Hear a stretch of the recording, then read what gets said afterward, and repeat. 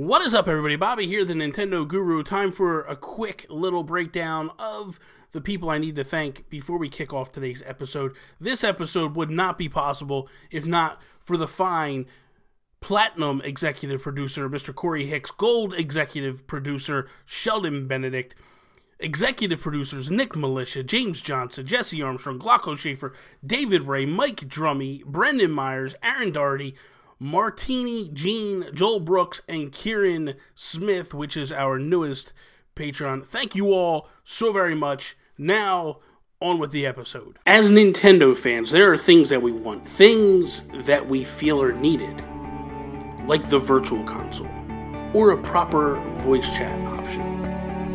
However, time and again, we are left feeling disappointed, like we aren't ever heard. Well, it's time for If I Ran Nintendo.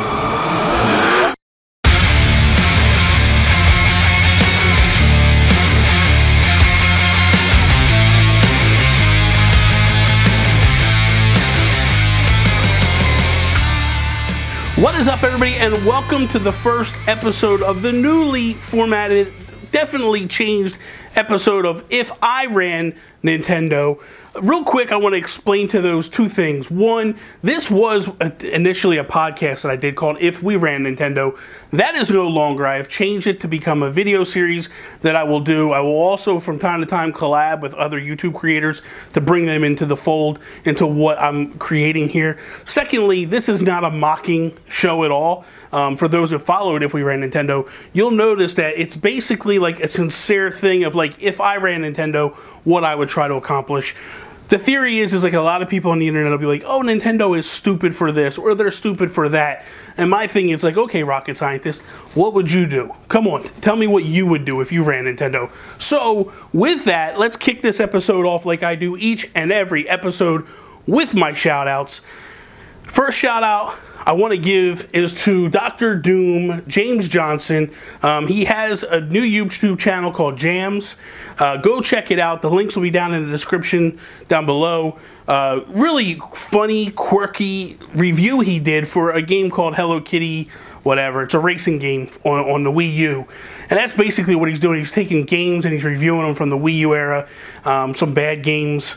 So we'll see how it goes. But go check out the series. It is really, really good.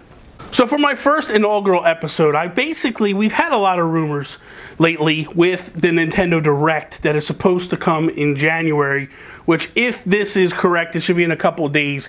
I'm recording this prior to any official announcement from Nintendo, but we've heard a few things. So I thought, if I ran Nintendo, what type of Nintendo Direct would I hold? What would be the focus? What games would I discuss and all that? What games would I show? Where would we be? So let's start from the beginning. If we get another Direct, which I would if I ran Nintendo, have a Direct in January. I feel like it makes a lot of sense. It would be officially 1 year since you announced the Switch, official format of the Switch in that big press conference they did. I look at this and I go, you need to come off of this. We're moving into January and nobody really knows what your focus and where you're going is. Now, old school Nintendo typically would just be like, when we have something to announce, we'll talk about it. But I feel like you need to announce. You need to utilize this as your second E3, per se, where your E3 is basically a lot of big announcements for the final push of the year and a little bit into next year. I would utilize January as the same thing. I would make an official Direct that you do every January. Do it a little longer. I would probably go, typical Directs run about 30 to 40 minutes. I'd probably push this one to an hour, hour 20, somewhere in there. The idea would be is I would actually put Nindies in with it. So maybe even go a little bit longer, maybe go an hour and 45. But I would push the Nindies narrative in with it. I would wrap up any 3DS stuff you're going to do and make it be known. Like, if you're going to continue 3DS from this point on, make that known at this point and be like, hey, not only is this the 3DS games we're doing, but expect to hear more throughout 2018, or this is the final push of the 3DS. And then I would also obviously throw your typical AAA Switch things. But I think you need to take the time also to now direct the people and explain to them what exactly are you going to get when we give you this online. What games will you get if we go that way, like you initially were discussing, and also what you'll be able to do with the online structure and everything. There is the rumor of the firmware, so I would think that if that is a true leak, and that is legit what we're putting out with a 5.0, discuss some of that. Show the different features and the different mechanics and all that to let people know, like, this is what you're going to be getting. When we click and you pay, you're going to get this, this, this, and this. Like, break it down in a bigger, badder way and let them know. Now, the games. Obviously, that's what's pushing the Switch right now, is the games. All the rest is white noise. The battery life, all these different things that people were complaining and clamoring about before mean nothing now. And that was proven by Nintendo, that if you bring solid games, you will sell consoles. And that's what's happening here. Yes, we have the, portability and the home thing, that basically set up. But that's not the major issue here. And a lot of people do point to that and go, but at the end of the day, people are buying Switches because of the great games that are hitting. I would, at this point, I would show off Yoshi, give it an official title, give it an official name. I would show off more of Kirby, give it a release date, let people know when that game is actually going to be out. I do the same with Yoshi too, let people know when it's going to be out. Fire Emblem, they've discussed it a little bit, tinkered with it a little bit, but I would also go forward and make an official announcement that this is when you're going to get Fire Emblem, this is what's going on. Bayonetta 3, they announced it, they teased it at the Game Awards.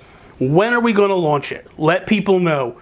By the way, here's some more footage of Bayonetta 1 and 2, and this is where you're going to get it. Maybe if you do a special edition, which they are doing in Japan and in Europe, if you decide to do it in the United States, show that off.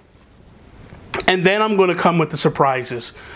For me, I feel like it's a no-brainer that Animal Crossing comes in 2018. I think it makes a lot of sense. You want a game that has a big following to keep pushing forward and keep pushing this momentum forward. So I announced that, and I give a release date of when you can expect Animal Crossing in 2018. If Metroid is releasing in 2018, I let that be known. If it's not going to be until a later date, I would let that be known as well. I would probably at this point assume that Nintendo has a little bit of gameplay footage.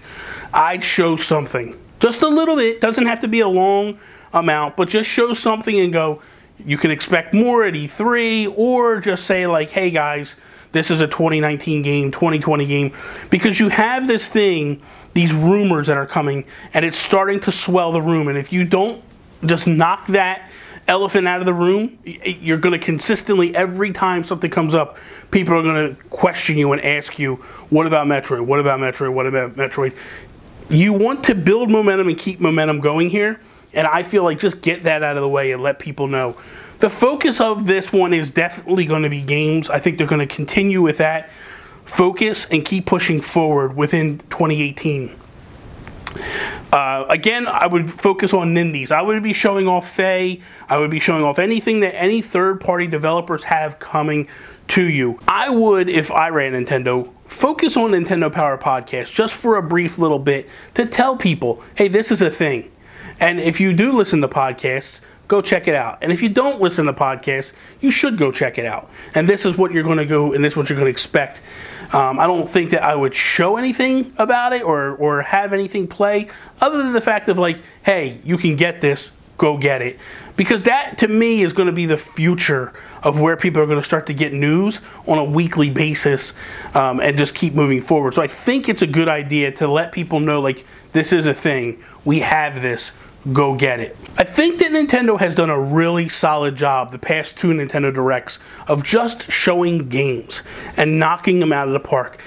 I know in the beginning of this episode I talked about different things that they should be showing off, but the focus has to remain on games at all times. If you do stuff where you show off a couple of the things, in between, hammer with the games. Continually keep the games coming forward so people are just mind blown that like, hey, we're going to offer you this with the voice chat and this and this and this, but by the way, here's these games. Like, kind of show one thing, move back to games. Show another thing, move back to games. That has been the focus point of the past two Nintendo Directs. They've been very focus driven, very meticulous of what they're doing and how the approach is. They need to keep moving that forward as things progress. So if I ran Nintendo, that's how I would do things. My question now is to you. If you ran Nintendo, what would you do with the next Nintendo Direct? Let me know in the comments below. Follow me, Instagram, Twitter, at Nintendo Gurus. If you like this video, please click the like button, share it with your friends. If you're not a subscriber, please subscribe. I am really excited about this series and where it's going to go and the value it's going to add to the channel. So if you have questions or things or topics, please hit me up. Let me know what topics you would like me to tackle in the future.